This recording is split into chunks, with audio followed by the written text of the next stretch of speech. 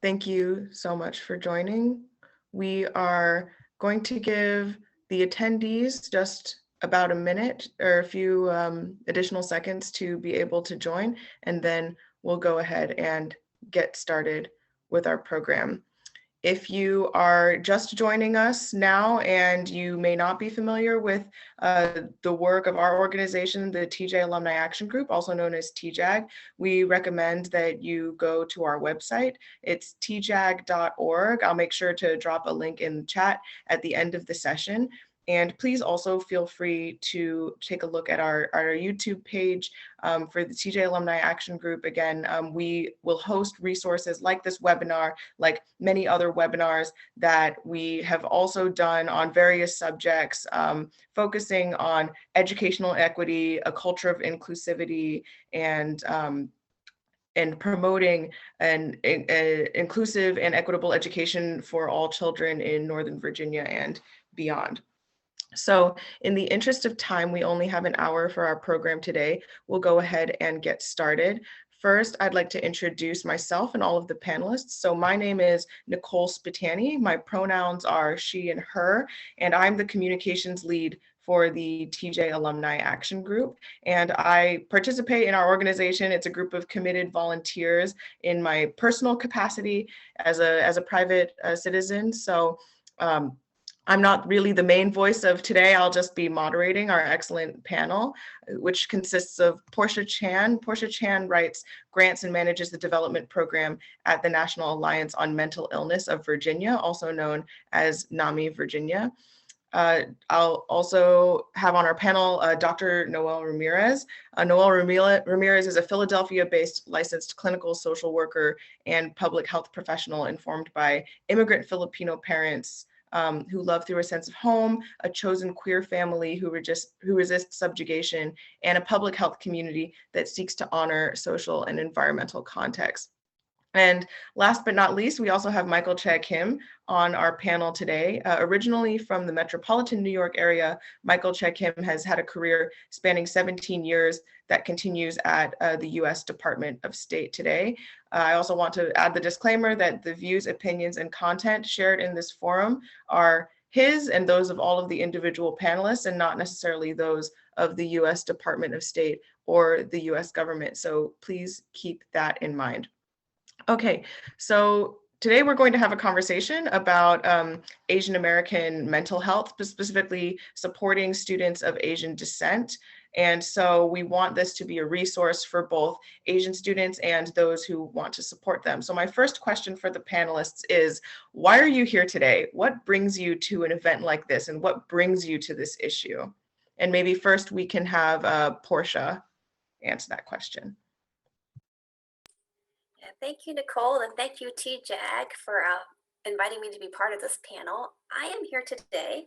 I am a former teacher, and I am also a parent, and I am AAPI of mixed heritage, Korean and Chinese, and I have a multicultural family, so all different skin tones and facial features and nationalities within my family.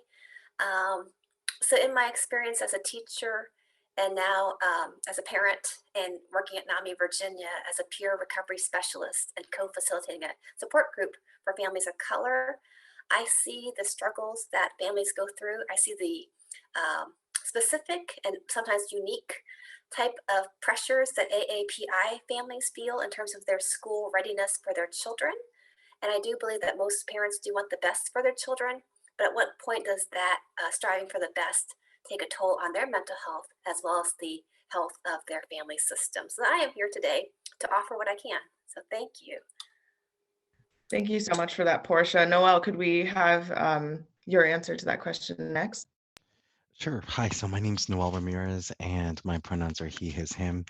I'm the director and owner of a new mental health program here in Philadelphia that's called Mango Tree Counseling and Consulting. And so we specialize in Asian American mental health. And like really in the last couple of months, there's been such a huge increase in our just in our population. And so I really came here because anytime there's an opportunity for the AAPI community to come together, it's something that I feel called to be a part of. In my culture, there's a word called kapwa, which means togetherness.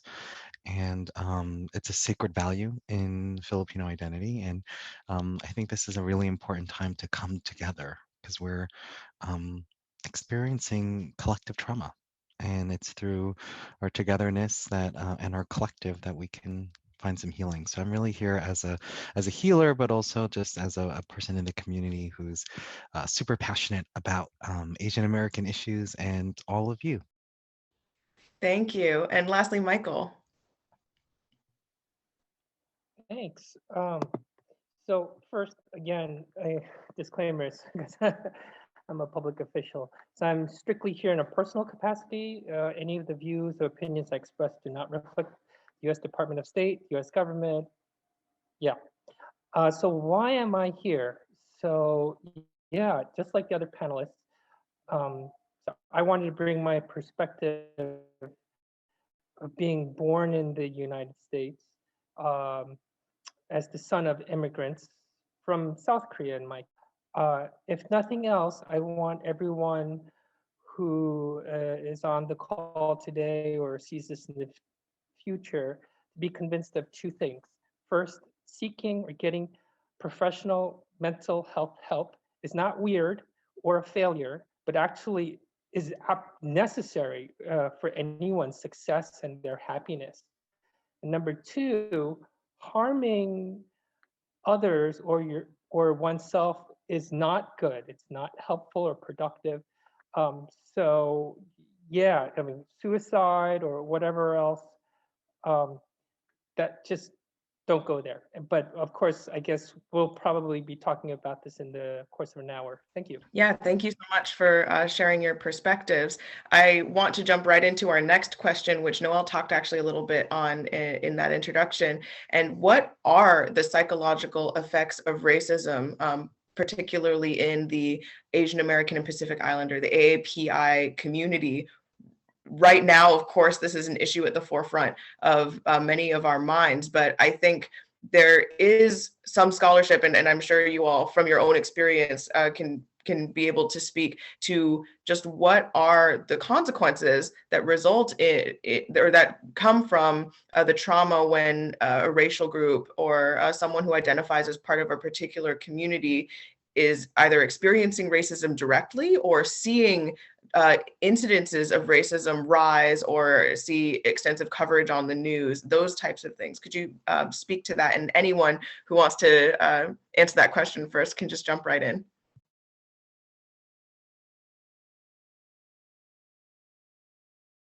Well, there's definitely been a rise in anxiety and depression during the pandemic overall. And I think in the AAPI community specifically, looking at the research and in peer recovery, hearing the lived experiences of AAPI families and bystanders who observe the actions, or even if they hear about it on the news, there's that vicarious trauma as well. So I believe that the anxiety levels are high, but the difficulty is that there often is a particular type of stigma in AAPI communities. And when we say AAPI, that's like more than 50 different ethnic groups. So we talk about it in the aggregate, but each one of those groups has its own particular type of stigma. Sometimes it's considered to be divine punishment. So because of that, families have this additional shame.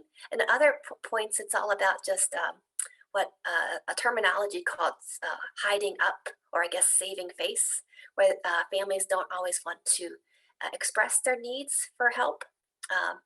And then in some cases, even when the need for help is recognized, trying to find culturally appropriate care, or care that is delivered in one's language, or is delivered in a way that is culturally sensitive, can be difficult to find.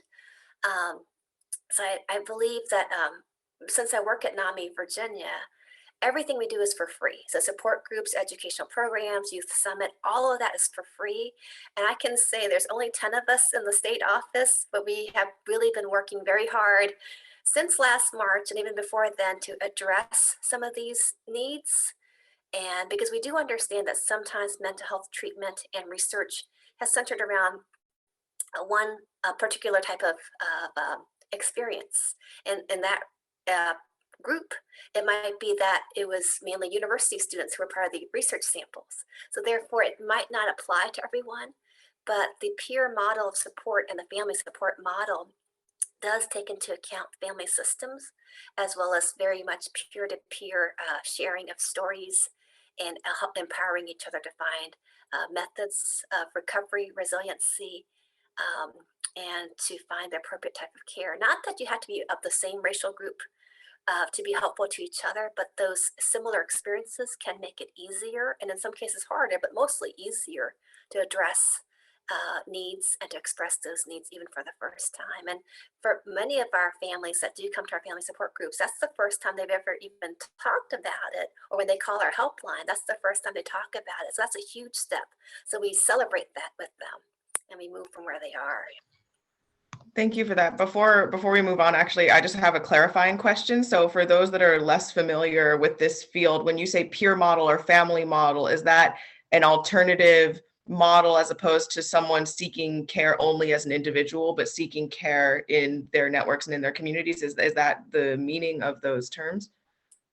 The peer recovery model is somewhat new in Virginia. I think it goes back to 2015 from the Department of Behavioral Health and Developmental Services, the DVHDS, Office of Recovery Services. It's an actual training where individuals who have had lived experiences with mental health, either directly or vicariously, in some cases both. They come from a place of strength and are trained and then licensed to be peer recovery specialists. And some work without that licensure, but it's an up and coming field. Often when traditional therapy or traditional counseling has not worked, that person-to-person, peer-to-peer model has been more successful. And we've always worked from a place of family supports because it's often not just individual, it's their environment, or sometimes a combination of biological and environmental factors that can lead to mental distress. So it's not particular only to NAMI, but it is something where we specialize because we're a peer-run organization that started out as all as volunteers. So that's it's a different way of doing it in many ways. I feel like that model itself is probably more culturally appropriate because instead of going to a licensed therapist, which is also a viable option and a healthy option, but being able to find someone who's more like you, or able to talk more on a more even level. Because I do think in the AAPI culture, because there is a reverence for there's even maybe like a ranking system. So if it's a doctor blank who's a psychologist, then there might be a deferential treatment, where if it's person-to-person, peer-to-peer, then that sense of having to be deferential is not there. So it's easier to talk. And again, that's not absolute. Every family, every individual is different, but I do think the peer model does incorporate some of these needs and helps to fill in the gaps. It's a growing field, and so it's very exciting. And I think we're there, and most of the time it's free. So it's a good place to start, or a good place to stay, or even in some cases to come back to. That sounds great. I mean, thank you so much for catching us up on that. I think Michael also had something he wanted to share on this question of the effects of racism.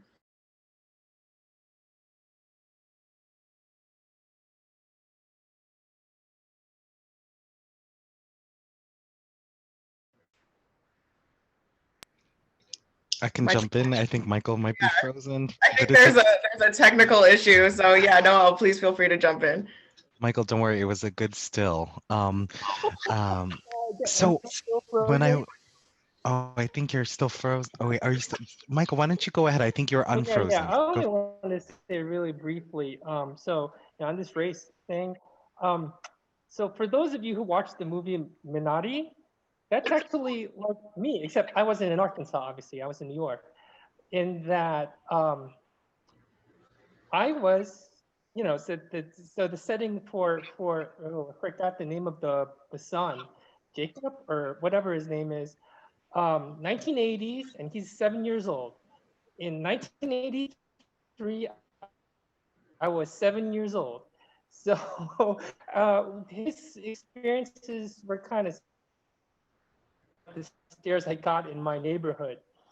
Um, and the only, so I mean, I'm used to that environment where, unlike I think a lot of students at TJ, and like I would say, very similar to Stuyvesant High School in New York City is predominantly Asian. I grew up in a place, I'm used to going to schools where it's predominantly white.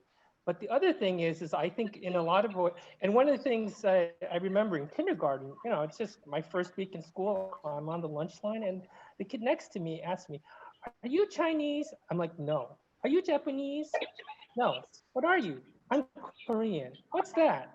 So, I mean, that's my context. But I realize these days, you ask anybody about Korea, and their first response is BTS, or they'll be saying Blackpink, or Psy, or whatever. Um, or what else? Minari, you know, or Parasite. So it's very different.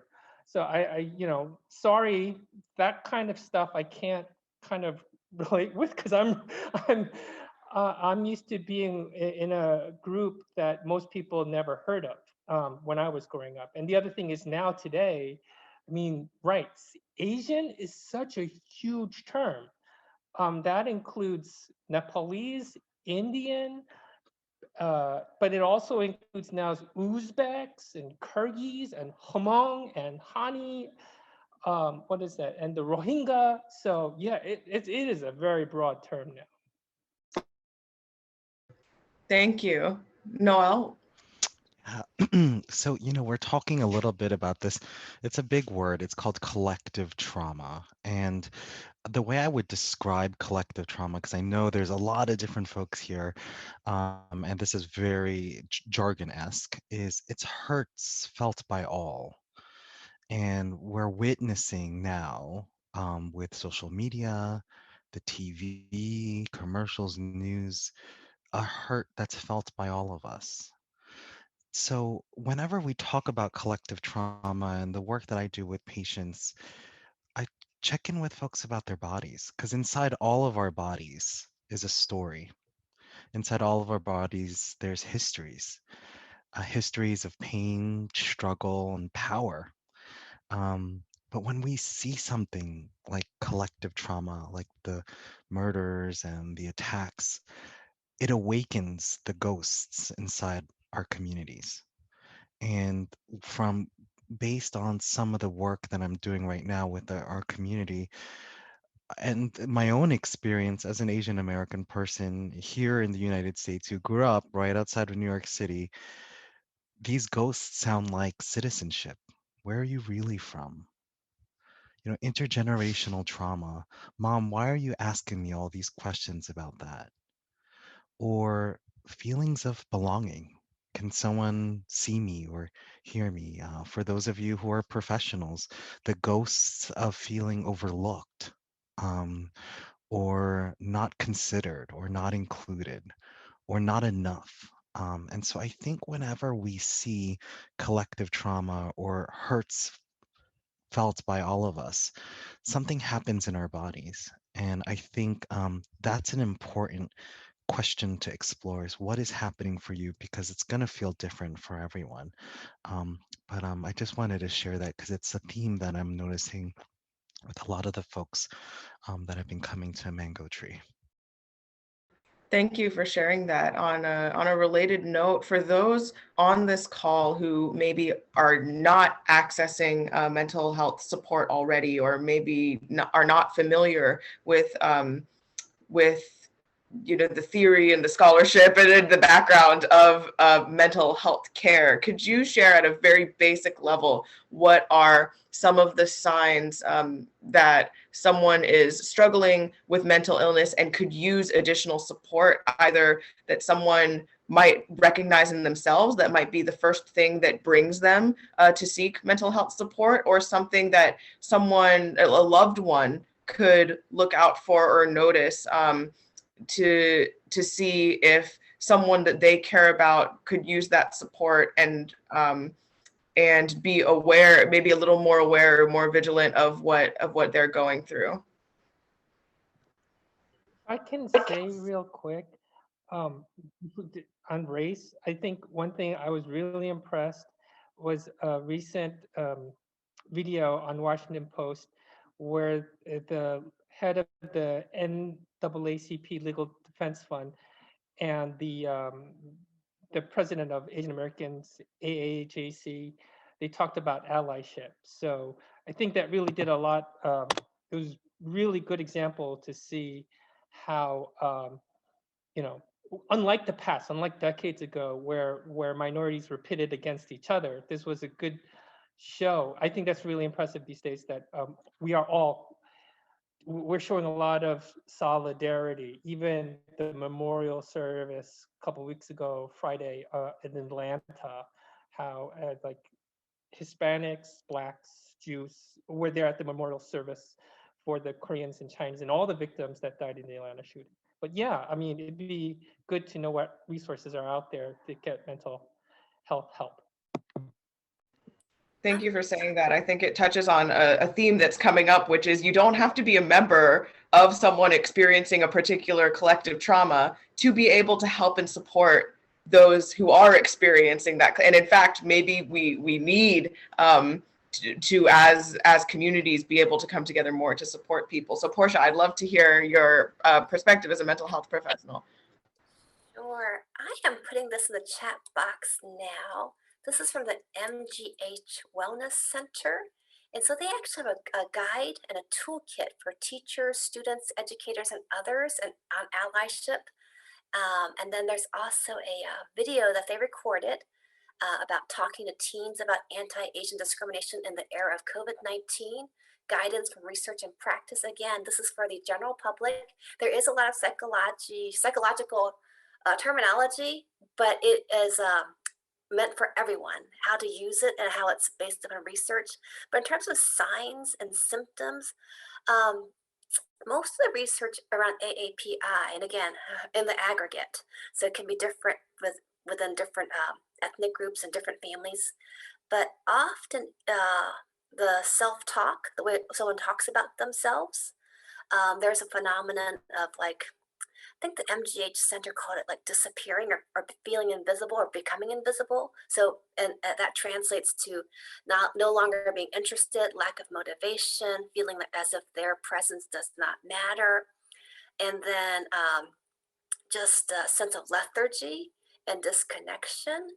And the other part of it is that sometimes when someone is very high performing and they feel like you look at them and they look so successful, but there have been cases where that is a lot of hiding up. So really taking the time to really see what's happening with AAPI students and to see if there is some type of experience or perception of the bamboo ceiling, as it's called, right?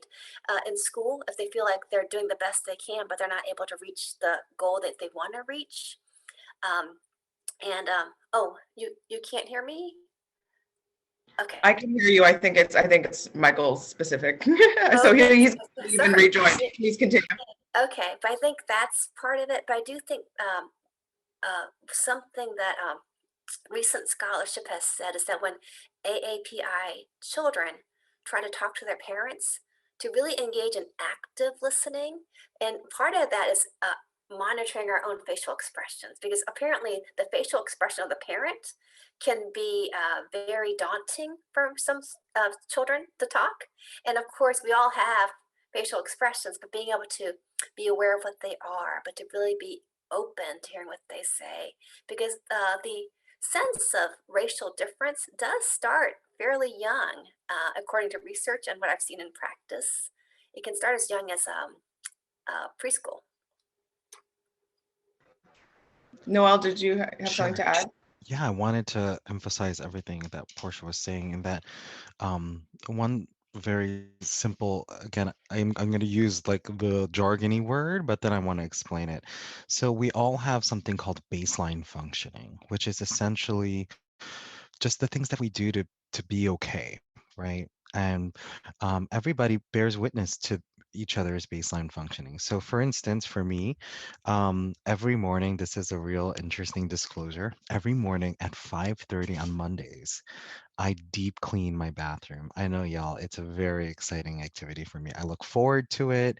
It helps me start the week. I have a lot of movement. I'm listening to my favorite songs, and it's just been my routine for a while.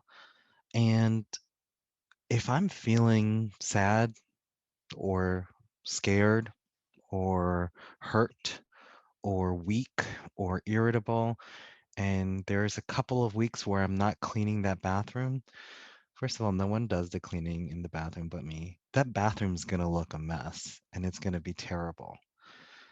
There are sometimes signs that we need to pay attention to. And what we're talking about is when your baseline functioning, like cleaning the bathroom on Mondays, when those start to go, making your bed every morning, doing your laundry, doing your homework, checking your children's homework, um, this is when we need to start asking questions. Some of the emotions to think about are things like being afraid, feeling sad, feeling tired, overly tired, sleepy, wanting to numb or not feel anything. Maybe you want to eat a lot of candy, or maybe you want to do some other things. Feeling out of it, like a lot of people have been talking about feeling distracted, not being able to focus, and feeling irritability. A lot of people think depression is about feeling sad, and it could also be about being angry all the time and frustrated and irritated. And when those emotions get in the way of your everyday functioning, that's when we need to start putting words to things and talking to some professionals out there. So that's just one way to that I would describe as a sort of viewpoint of what to think about and consider. Can you hear me? Yes, we can. Did you want to add Yeah. something to that question? Yeah, real quick. Yeah, so we're follow up on what Noel just said. So, Noel and Portia are mental health professionals. I'm not. I'm more on the receiving end, gone through psychotherapy and taken medication. But Noel is spot on. When your routines start to go and you're struggling to keep with your routines, um, when I say struggle, you're trying to get back on your routine, but you can't do it yourself. That's a good sign that so, okay, I need help. Um, my own experience, and for those on this call who are parents, likewise, when you're seeing this with your sons, your daughters, you should be thinking, if your mindset, like I said, I grew up, or I think I didn't mention, I grew up under a tiger mom. I mean, you should, for those of you who watched the Korean drama Sky Castle, my mother graduated from the Y in SKY, Yonsei University, and when and I was 4 years old, and she was cradling my sister who was 2 years younger. She's like, my dream is for Michael to go to Harvard and his sister to go to Yale. We didn't do either. But I mean, I understand why parents could be so driven to raise their children that way. But if your children, like, if your sons, daughters, as Noel is saying, is having difficulty with their routine, you shouldn't be thinking, reminding them, but you've got to perform. You've got to perform. I don't want you to. I mean, I grew up. My parents had small businesses. My uncles had laundromats, dry cleaners. My parents ran deli restaurant, lunch restaurants in Manhattan. Don't live like us. But no, you need to be receptive. You need to be like that's the time to nurture. That's the time to comfort and say, I'm with you. I want to see you through this. You're in a dark valley. I'm with you. I want to get you through this dark valley, and I want the the emphasis shouldn't be so much the future goal than to treat the person right now. Because like heck, someone, I don't know, falls from a tree, breaks their bone. Your thinking isn't like, how can we? Okay, we need you to run a what is it? 400-meter dash. No, your first thought is about, let's get that bone treated. So that should be the approach of a parent. I mean, that's based on my experience I'm struggling with depression and stuff like that. Thanks. Thank you so much for that. I'd love to draw on what many of you talked about. One of the questions that was asked in advance of this session was, what age should these conversations be happening? And I want to add on to that question, is there an age that's too young to be talking about this? I mean, I was really struck by Portia's comment that the sense of racial difference can emerge as early as preschool. So what can families in particular, but also teachers do to have these conversations, and at what age is it appropriate, or is it kind of never too early and should continue throughout the life of a person who identifies as part of a marginalized community? That question is such a big question, and the research is still being done. But there is some research that indicates that it starts as early as preschool. But I would even take it back further than that, because my heart started uh, my heart for research started in maternal mental health. And so we know that the disparities between Black expecting parents and white expecting parents, the likelihood of death while giving birth is like maybe 3 to 5 times higher for Black mothers versus white mothers. And there's not enough data for mothers who are not Black nor white, but are still minority groups. And I'm not going to triangulate. I don't like the triangulation theory, as we're talking about before, but there's not enough data. But what does happen to the mother happens to, or the expecting parent, I'm taking away the gendered language. So the parent that's gestating the baby within, well, it's a dyad that's actually a unit, right? So you see one person, but that person is housing another person within. So what happens to the birthing or the gestating parent, or the parent that's gestating the baby, pardon me, is also going to be felt by the in utero, the baby within. But I think that being said, how do we find the language that's appropriate? And there's not enough evidence-based research on that. As a parent of children who are now 7 and almost 10, I have to say I was not prepared.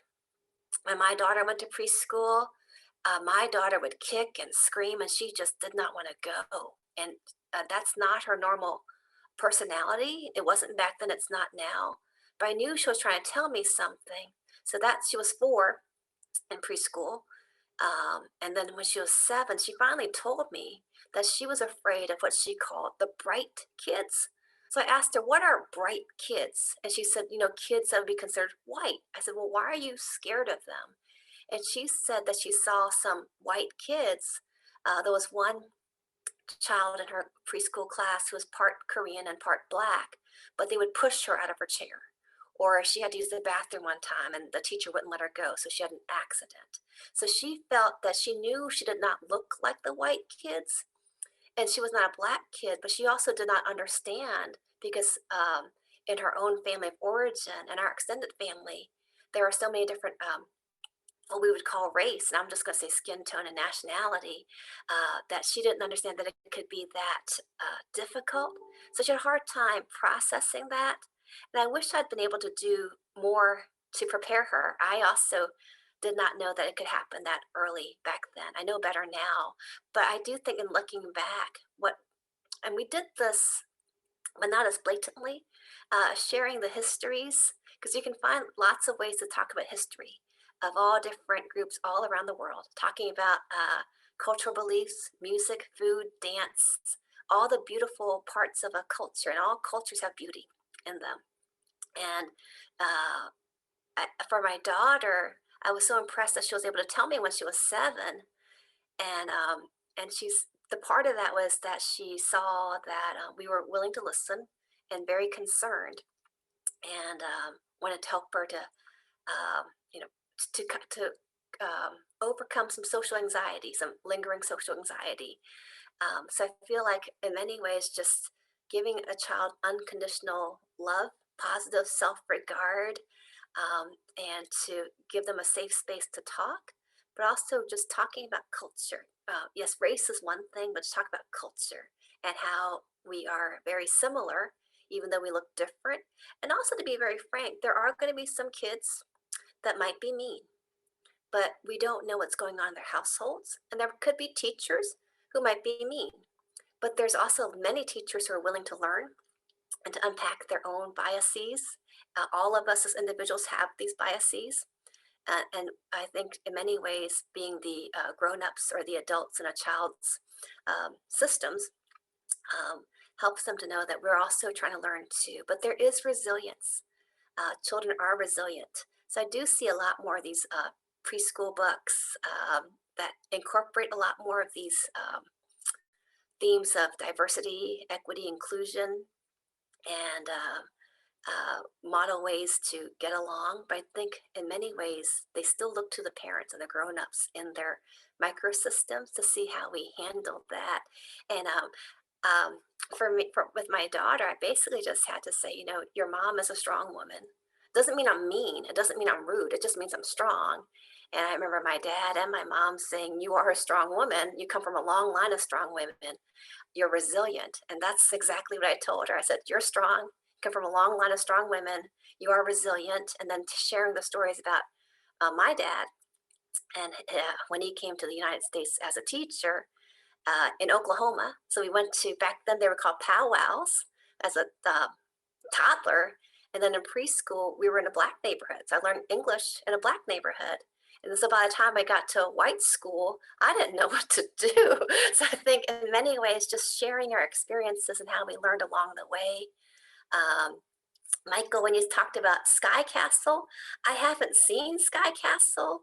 And I don't know what the SKY stands for, but I was born at Yonsei University. So I'll have to watch that and see what that's about. 'Cause now I'm intrigued about what that is. But going back to Michael's reference to Tiger Mom, Amy Chua wrote that as satire. However, the general public took that as caricature. And there were developmental psychologists who try to debunk the Tiger Mom mentality and method.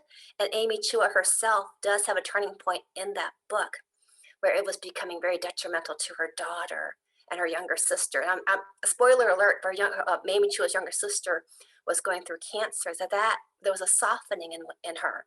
So I don't think that part is often advertised as much, but she clearly states it's not a how-to.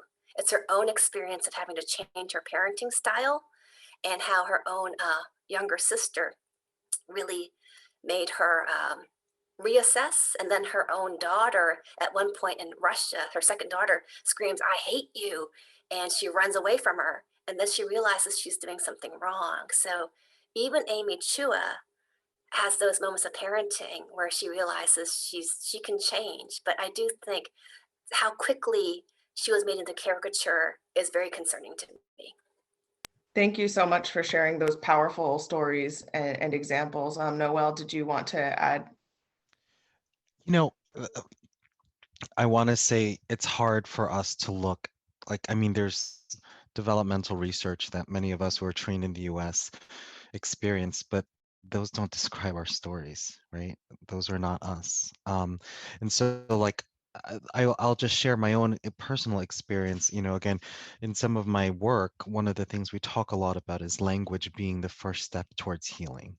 Is that when you have a language, you can express and talk through things. I grew up with a different language in my house. And I think what I can say is there are so many wishes that I have as a young person, looking back now, of what my identity has been, like how I've kind of politicized my identity. When we went to school, there was a different language. My racial identity became very clear in that moment, whether I wanted to or not. And I wished there was a conversation, maybe as a young person, that this was going to happen. Instead, I got to school. I had no idea what was going on. My parents knew what was happening. Like, this was not a dialogue. And this isn't to like diss my parents. I love my parents, but they were also very scared and unprepared and didn't know what was going on. Um, when I was getting my permit, I'll always remember this. And it was my turn to submit my documents and get my driver's like permit, and I was so excited. I was like, "Yeah, I'm gonna drive my dad's car." And I had no plans. I wanted that autonomy. And I'll always remember this. The woman who was looking at documents was a Black woman. And she said, "Where's your passport?" And I was 16 years old. And that wasn't part of the documents that were required for my driver's license. And also, it's I learned at 16, it's not very like common to have a passport at 16. And she denied us. And my dad flipped out. And I never ever saw this side of my father before. Again, missed opportunity. And he called her a racist. He was cursed at her and said all these things. And he said, "Let's get out of here." And I didn't know what that was. And what it was bias and discrimination. I had the documents, but she was questioning my citizenship. Um, Again, there are moments in our lives when our identities get politicized. And typically that happens later in life, in college and high school sometimes. But I just wish that we had more language. And I just wished, if can look back, I craved that. I wish that I didn't have to go to it and be startled all the time. Like if there was a conversation, that would have been great. And so, I want to echo what Portia says. Like there it is, we are resilient creatures. I mean, look at the all of us here on the panel. Like we've survived our lives. So that's great for today. But I want to sort of like say like there's really a lot of missed opportunities. And language really can become a bridge to talking through that. And I think one thing that's very important is we get to choose how we talk to our young people. We can be people who turn away or against them, or we can be those people who turn towards them. And people remember that. They remember that feeling of someone turning towards them versus away or against them. And I think that's an important relational message to remember when we're talking about these conversations around how do we talk about things that are hurts felt by all? How do we create a language around that? Yeah, thank you so much for those comments. I want to make sure we have time to address this next couple of questions, which were also asked in advance by attendees to this panel. Do you mind, Michael, if I ask these questions and then maybe you can have the first response to it, since I see you hopped on and unmuted? Okay, so the first question is in regards to the content of those conversations we were just talking about, how can we strike the balance between talking about our full history and having the talk with students about racism that they will experience, but also maintaining hope and maintaining that message of resilience? And the second question that I think is very closely related is, how do you talk about Asian American racial identity in our current climate in the United States? And so I know those are very big questions, and I wanted to make sure we had enough time to get thoughts and also concrete tips for how we can broach this very sensitive and sometimes challenging subject. So Michael, feel free to lead us on this, or if you have something to add to the previous question, go ahead. Well, mine. Can you hear me? Can you hear me? Okay, good. Sorry about the unstable internet connection. So when I hear that, and I think it applies to both questions you just asked, is talk about both the good and the bad. So yeah, oh goodness, I mean what happened to George Floyd, Mr. George Floyd, really stunned me. And then as I'm looking at a lot of stuff that's going on, and then I just happened to watch PBS documentaries. I think it was American Experience. I'm not so sure, but just like they had, and then I don't remember the name, but it's called Black Wall Street. How they were just massacred. Oh man! And then learning about lynching.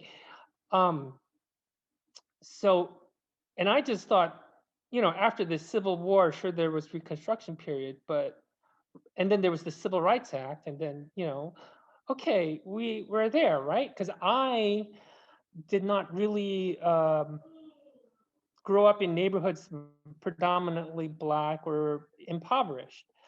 But then as I'm following the news, then that's when I really realized, whoa. I mean, one thing that was also kind of helpful for me was when my first assignment overseas at US Embassy in the Philippines, the ambassador, the chief of mission, I mean, the head honcho, the personal representative of the US president and our entire nation was Harry Thomas. He's Black. He came from Harlem, New York City. He grew up poor. And he's still a champion for minority rights and especially in the Department of State. But boy, was that an eye opener. And that's one of the things I think that's really helpful is experiencing other communities. But I say good and bad because like Harry Thomas, he was able to get out of poverty. I mean, one of the great things is, through the very, very hard work of Dr. King Jr. and Jackie Robinson, we're able to see Chad Boswick, the late Chad Boswick, just be such a great superhero as a Black man. And I think, there's both the good and the bad. And same thing for Asians. I did not know about the Chinese Exclusion Act. I hope someday they will teach that in every public school. I did know about the Japanese internment camp, but I didn't know how intense it was. And then, but there's so much history out there, and it's good to know about both how we've been victims, but also how we're coming through that. I was always stunned just to talk about our community, Asian Americans. Just, I mean, sure, there's Chu Sin Su and Ryu Han Jin over at the Dodgers, but now there's actually Asian Americans, Jeremy Lin, Toby Dawson, adoptee, Chloe Kim, Rob Refsnyder, another adoptee. And then even in Hollywood, it's great. I mean, it's not just like people like, like Ming Na, but now there's mixed. Olivia Munn, Tierra Carrere, Kelly Hu, even in pro sports, Naomi Osaka. And, we can celebrate. It doesn't mean we rest on our laurels and say we're done. We've reached racial equity, but just it's for if I had a son or a daughter and they're like, Mom, Dad, I'm having struggles here, and say, well, totally understand your struggles because bad things have happened in the past, but also it's encouraging to say, but we can get through this, and hopefully I really do think Jeremy Lin and Chloe Kim are making our nation a better place by breaking barriers. Thank you for sharing that and highlighting the importance of talking both about the real history and the real trauma that has happened and is going to happen, but highlighting the resilience of our communities and that we have cause to celebrate. We have unique parts of our culture, kind of hearkening back to Portia's answer to a previous question, that there are good things in every culture. There are good things worth celebrating in every community. And so I loved that juxtaposition of good and bad. Noel, do you have anything to add to that? Yeah, I think critical consciousness is very important. And as educators, I hope that it isn't just you get the book and you teach right out of it. I hope that there's questions that are being posed because there is a history of erasure. There is a lot of our history that has been erased to fit a narrative that makes people feel okay. And I think educators really have a huge role in giving folks some information on history. I think that we are who we've been waiting for. Like I think of being a queer person, first seeing, God, this is aging me, everybody, Ricky Vasquez from My So-Called Life, and being like, oh, wow, like, who's that? Like, I feel like a connection to him, and he's Puerto Rican. I just saw a queer person on TV, and you asked this question about hope. Like, that hope is undescribable.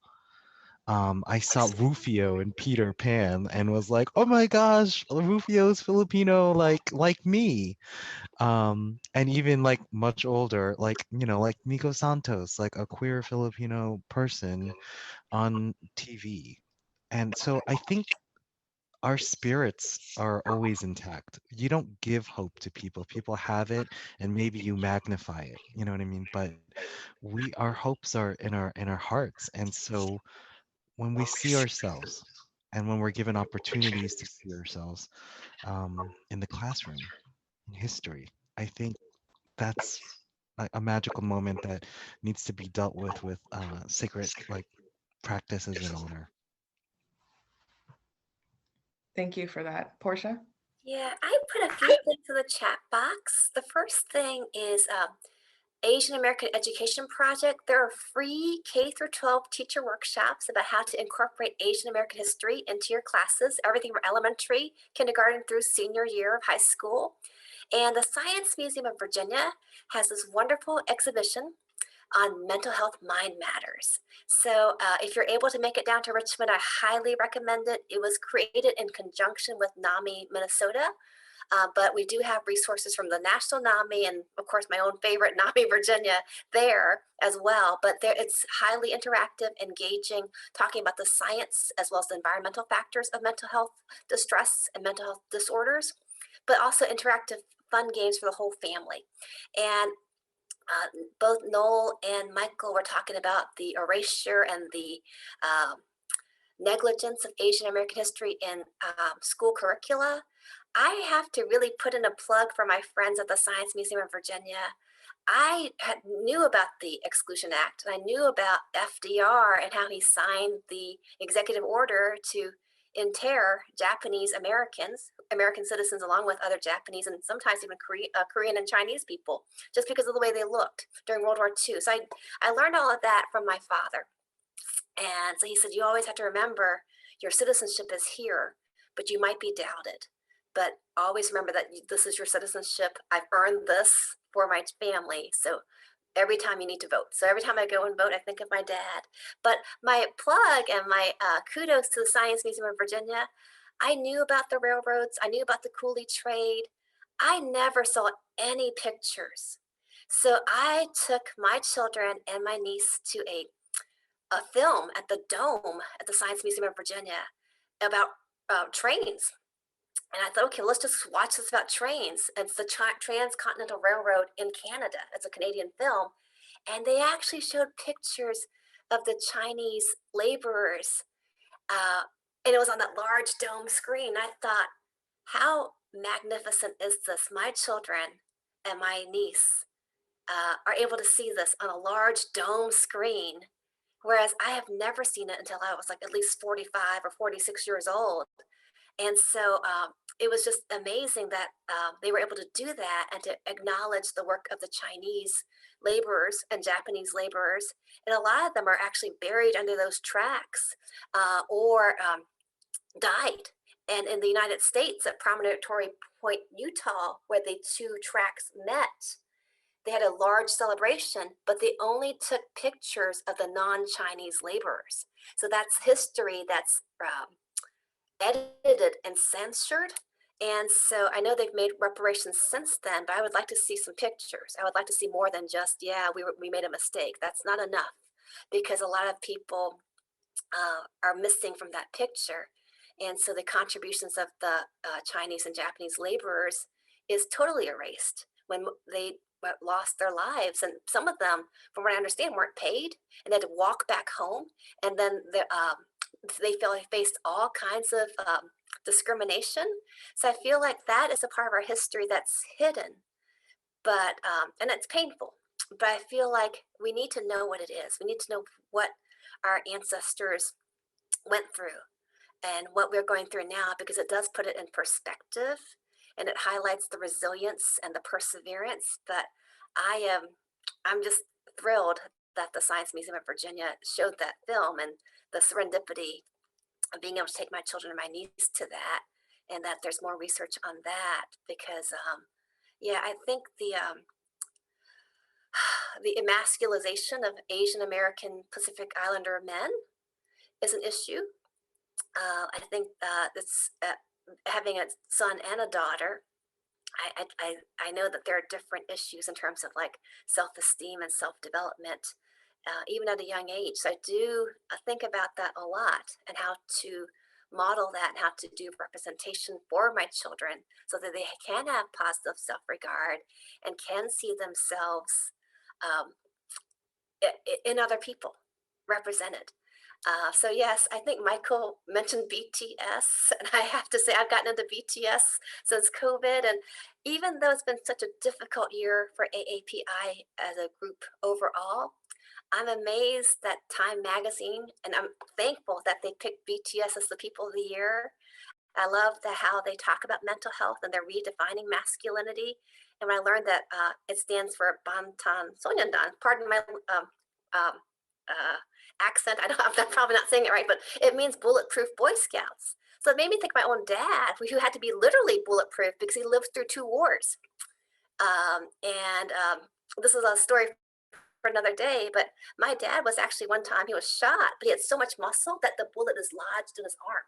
And he's literally bulletproof. But I look at the BTS guys, and my dad was cute like that. He liked to sing karaoke, and he was a great athlete.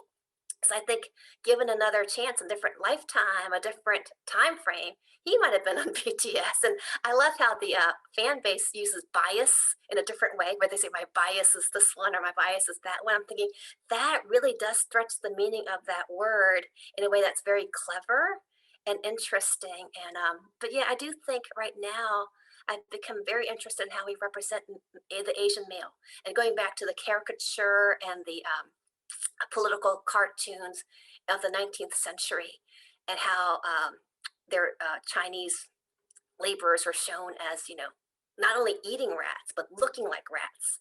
And that type of pervasive imagery still does have its poison in our culture now. So, I mean, I was not a fan of K-pop. I didn't know what it was until BTS, but I'm like, wow, they are doing a lot more than we realize that they're doing on a worldwide scale. And the fact that they can talk about mental health, they can cry in public, it just makes me think about, my dad. And he doesn't he doesn't watch it, but I do think in many ways the progress we've made, and also with gender fluidity. I think what they do with gender fluidity is awesome. So and I have to say, just to make this more lighthearted, my bias is Jin because Jin looks like my son. So, and he's called Worldwide Handsome. So my son is called Worldwide Handsome Junior. And so I think we have to celebrate and keep our humor, keep our hope, even though things can be very difficult at times.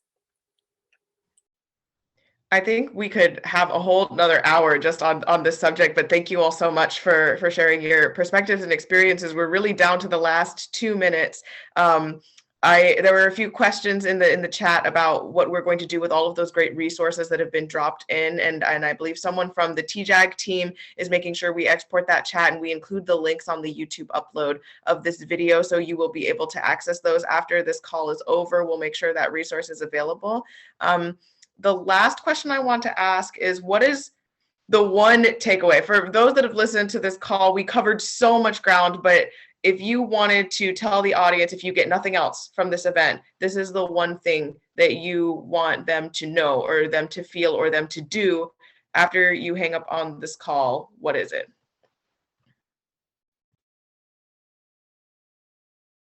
No pressure. One thing, right? One thing, I would say love and accept yourself, because the way we cherish our own selves, our children watch us, they see it, and to share our own stories. Like if we have our family histories, share them so that they can see the resilience and the perseverance in the United States. But prior to that, um, and just to really model that self-acceptance, and to celebrate and to have a love of self, and not to be afraid of the question, where are you from? Because where are you from in the right context is a great question, because it opens up dialogue for others to tell us about their stories. And everyone in the United States and all around the world, they have their stories of where they're from. And it's a connecting question. Now, if it's asked in a way to ostracize or to put someone in a ranking system, then of course that's not a great context. But if it's meant to connect and to learn more about you and learn more about others, if you have that self-love and you have that self-knowledge of self, family, and ancestors, then you're ready for the answer. And there's a lot of joy and pride and connection in that. So love and accept yourself. Thank you. Really quick, I think like the one thing that I haven't mentioned is on the flip side of what Portia just said. And even if you're Kyrgyz or Hani or Hmong or Rohingya, which like hardly any, um, you are American. If you have U.S. citizenship, if you vote, I mean, if you have the right to vote, you're eligible to vote. You are an American. You should be proud that you're American. And if anybody treats you as a foreigner, that's just not right. That also is not under the law, not under the Constitution. So, and even if you're naturalized, you took the oath, you are an American, and you should be proud of that. You should be proud as a American of Asian heritage. And I was saying, and as I said before, but don't be too proud to ask for help. If you're in danger of harming others, harming yourself, there are times when people are overwhelmed. Even the military recognizes that. So don't be too proud to get help when you need it. Thanks. Thank you. And the final word with Noel. I tell this to some of the folks that I work with, and so when I mean the word therapy, it could be peer-to-peer recovery, it could be any collective that's grounded in love, honor, and respect. But how I explain therapy to folks is therapy can be a place where the mind, body, spirit, and heart can become a family again. And I urge folks to really, this is a time where there's hurts felt by all, collective trauma. So find your tribe, find your collective, and feel held. This is a really important time to come back to our bodies and take care of each other.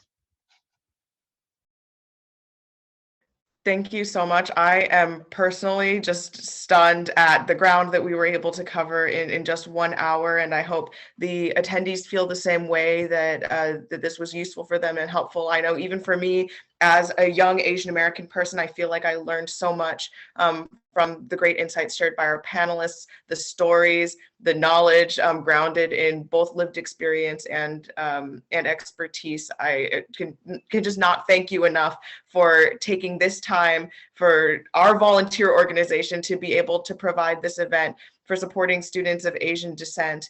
And so I think I can safely speak on behalf of all of us when I say I'm so grateful for you lending your time and your knowledge and wisdom to us. I wish we had a whole conference on this subject, and I'm sure we could fill many, many sessions, but we wanted to make this as accessible as possible to folks. So thank you again. We'll go ahead and close our meeting now. And as I mentioned, we'll get the recording up on YouTube as soon as possible.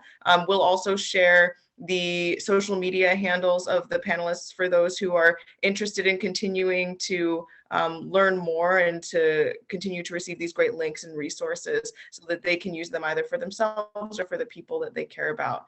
So have a great evening, everyone who's on the East Coast or whatever time zone you're in. And thank you so much for being a part of this special event.